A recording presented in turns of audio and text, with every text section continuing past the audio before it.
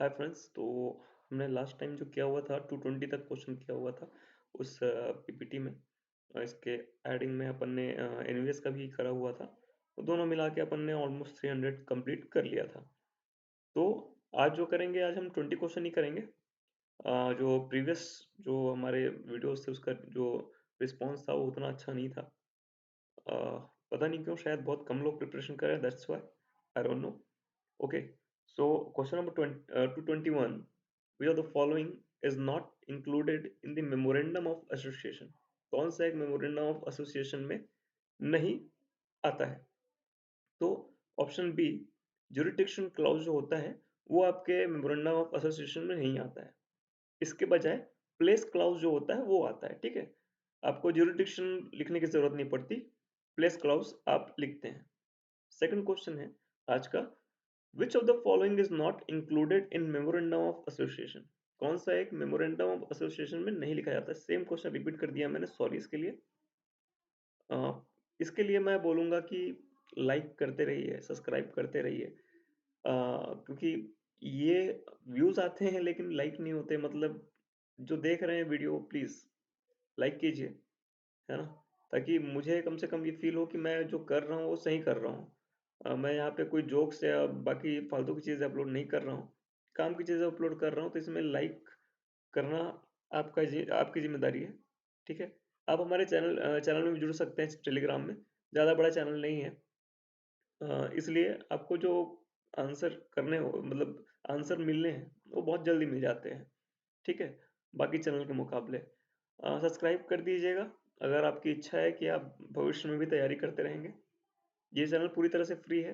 भविष्य में भी इसमें कोई पैसा लगने वाला नहीं है, ठीक है? Thank you so much. Next question है, share allotment account is, share allotment account किस टाइप का अकाउंट होता है? तो शेयर अलॉटमेंट जो होता है किसी पर्टिकुलर पर्सन को होता है, ठीक है? तो ये एक तरह का पर्सनल अकाउंट होता है।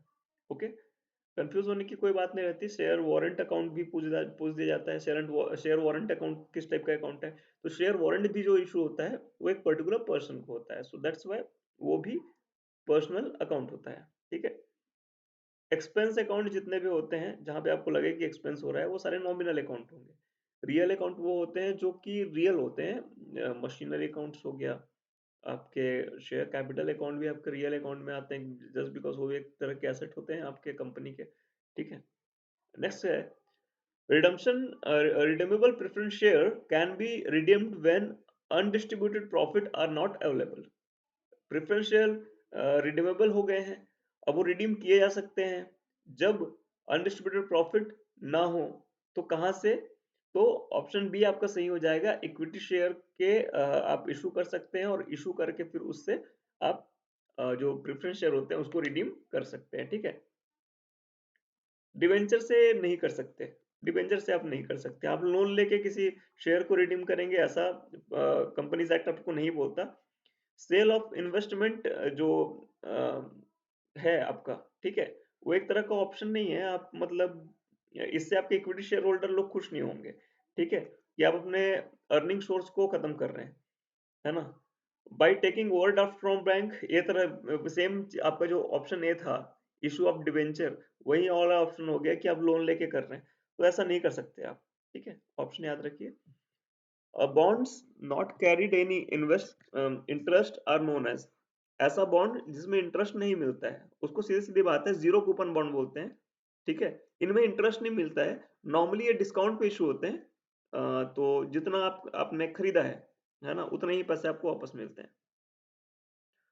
Which of the following statement is not correct in contest of debenture? कौन सा एक डिबेंचर के लिए सही तथ्य नहीं है?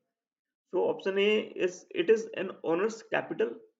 नहीं, ये ऑनर की कैपिटल नहीं होती। ऑनर की कैपिटल को अपन कैपिटल बोलते हैं सिंपली, या इक्विटी शेयर बोल देते हैं, ठीक है? It may be redeem through sinking fund, हाँ बिल्कुल, सिंकिंग फंड से इसको रिडीम किया जा सकता है। It carries fix rate of interest, obviously 9% debenture, 10% debenture, ऐसा लिखा होता है, जितना लिखा होगा उतना ही पे करेंगे। C it carry D it may be convertible, obviously दो टाइप के डिबेंचर इशू करते हैं, कन्वर्टिबल, नॉन कन्वर्टिबल, है ना? कन्वर्टिबल को आप प्रेफरेंस शेयर भी बना सकते हैं, कन्वर्टिबल को आप इक्विटी शेयर भी बना सकते हैं, depend upon the condition. Debenture holders are, debenture holder होते हैं, क्या होते हैं? तो option A will be correct answer, creditor होते हैं। ओनर कौन होता है? कि जो जिसके पास कैपिटल होती है, जिसके पास इक्विटी होती है, वो ओनर होते हैं। कस्टमर, जिसका तो हम खाता रखते ही नहीं है, वो कस्टमर होते हैं। रेगुलेटर्स, ठीक है, ये सारे ऑप्शंस में गलत होंगे। Option A will be the right answer. Loss on issue of debenture is a, loss on issue of debenture क्या है ना? आपने डिबेंचर इशू किया, उसमें लॉस हो गया, वो क्या होगा आपके लिए? वो आपके लिए कैपिटल लॉस होगा। क्योंकि डिबेंचर जो आप क्रिएट कर रहे हैं, डिबेंचर जैसे कि आप बना रहे हैं, पैसा ले रहे हैं, तो एक तरह से कैपिटल अपनी बढ़ा रहे हैं ताकि मार्केट में आप एक्सपेंड कर सकें। उस पे जो होने वाला लॉस है वो कैपिटल लॉस ही कहलाएगा, ठीक है? क्योंकि लॉन्ग टर्म के लिए रहता है डिबेंचर, 1 साल के लिए तो आप इश्यू करेंगे नहीं।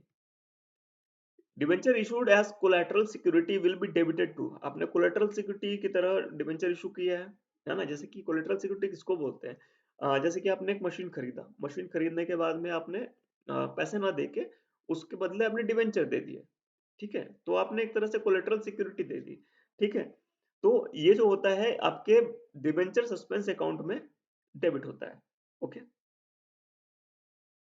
Question number 230, the balance of debenture sinking fund is finally transferred to, जो बैलेंस होता है डिबेंचर सिंकिंग फंड का, वो ट्रांसफर कहाँ होता है finally?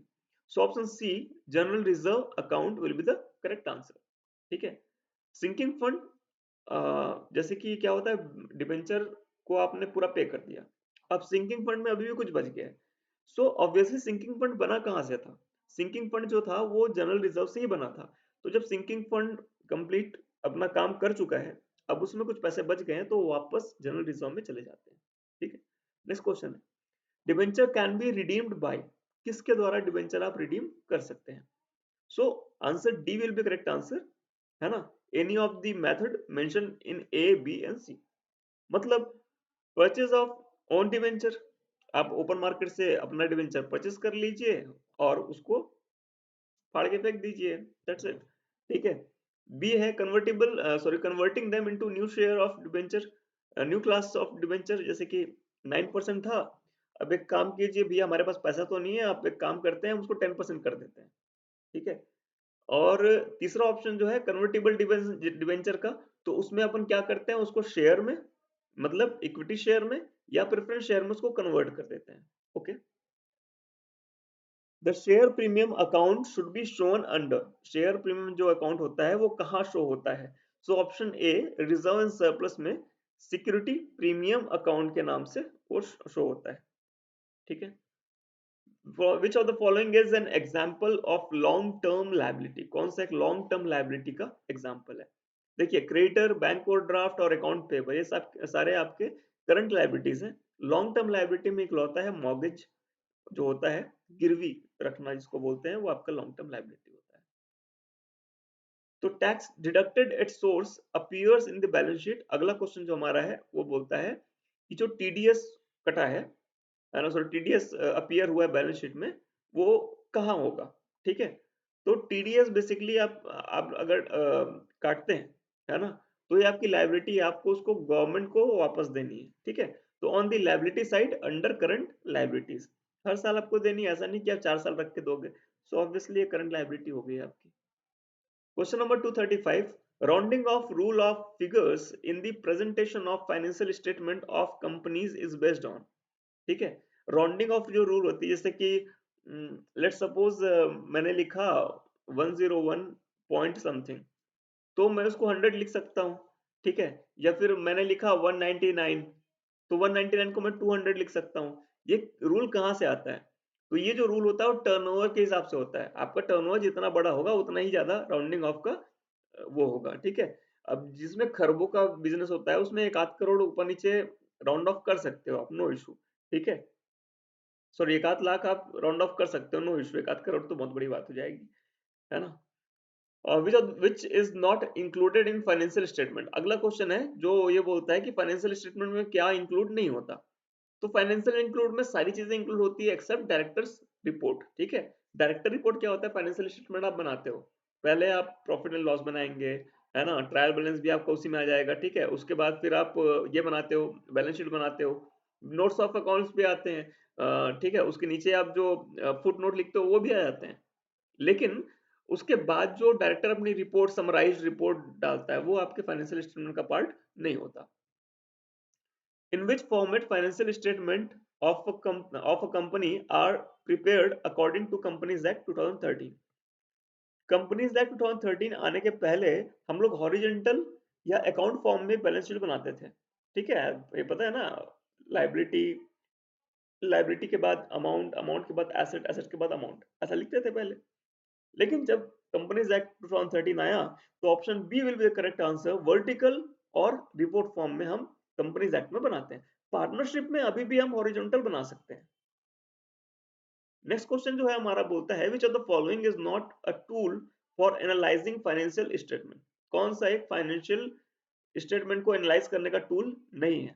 So option B, profit and loss account statement आपके एनालाइज करने का टूल नहीं है, अदरवाइज रेशियो एनालिसिस होता है बैलेंस शीट में, आपके ट्रेंड एनालिसिस होता है बैलेंस शीट में, और फंड फ्लो एनालिसिस होता है, कैश फ्लो एनालिसिस होता है। ठीक है, ये सारे एनालिसिस के पार्ट होते हैं।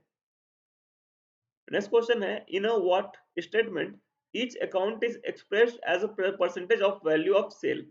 तो जो आपका कॉमन साइज जो बैलेंस शीट होता है, कॉमन साइज बैलेंस शीट में क्या करते हैं, आप 2 साल के बैलेंस शीट ले लेते हैं, उनको कंपेयर करते हैं। सेम बैलेंस शीट रहना चाहिए, सेम कंपनी के या फिर अलग अलग कंपनी के हो सकते हैं, बैलेंस शीट रहेंगे, उसमें आप परसेंटेज में दोनों को कंपेयर करते हैं। ठीक है, कॉमन साइज बैलेंस शीट या कॉमन साइज स्टेटमेंट बोलते हैं इसी को। क्वेश्चन नंबर 240 आज का लास्ट क्वेश्चन है, which of the following is not a tool for analysing financial statement. तो option C, cash budget is not a analysing financial, not a tool of analysing financial statement. Okay, तो ये आज का question जो था, 20 question आज के complete हुए।